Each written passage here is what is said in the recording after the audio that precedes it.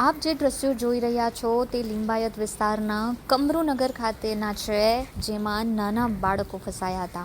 પરિવાર સાથે ફસાયેલા બાળકોને સૌપ્રથમ રેસ્ક્યુ કરવાની તજવીજ હાથ ધરાઈ હતી, કારણ કે આ વિસ્તારમાં મકાનમાં પાણી 4 થી 5 ફૂટ જેટલા ભરાઈ ચૂક્યા છે. ફાયર વિભાગ દ્વારા દોરડાની મદદ વડે ઘર સુધી પહોંચીને બાળકોને સેફટી ટાયરના માધ્યમથી સુરક્ષિત બહાર કાઢવામાં આવ્યા હતા. ઉલ્લેખનીય છે કે આ બાળકોમાં એક બાળક માત્ર 10 થી 15 મહિનાનું જ લાગી રહ્યું છે. ગુજરાતના કેટલાક જિલ્લામાં ધોધમાર વરસાદ વરસી રહ્યો છે અને આગળના 2 દિવસ હજી પણ અતિથી અતિભારે વરસાદની આગાહી કરવામાં આવી છે.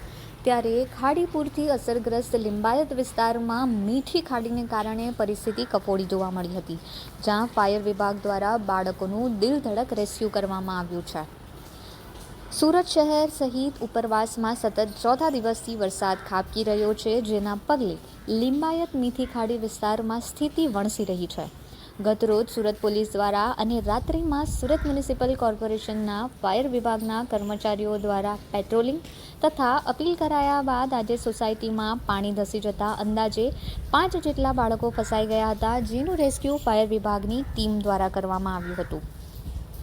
કમરુનગર બેઠી કોલોની સહિત 1000થી વધુ ઘરોમાં પાણી ઘૂસ્યા છે. આશરે 5 ફૂટ પાણીમાં ફસાયેલા બાળકોને દોરડા વડે ખેંચીને ફાયર વિભાગના જવાનો દ્વારા સુરક્ષિત બહાર કાઢવામાં આવ્યા હતા. નાના બાળકોને સેફટી ટાયર પર બેસાડીને જવાનો દ્વારા બહાર કઢાયા બાદ પરિવારજનોને પણ રેસ્ક્યુ કરી સુરક્ષિત જગ્યાએ મોકલવામાં આવ્યા હતા.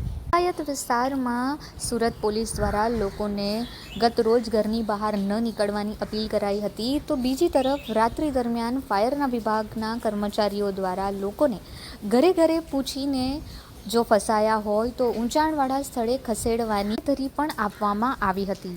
તેમ છતાં કેટલાક લોકો દ્વારા આ અપીલને અવગણવામાં આવી હતી. જો કે ફાયર વિભાગની ટીમ ખડેપગે હોવાને કારણે આ બાળકોનું રેસ્ક્યુ કરી શકાયું છે.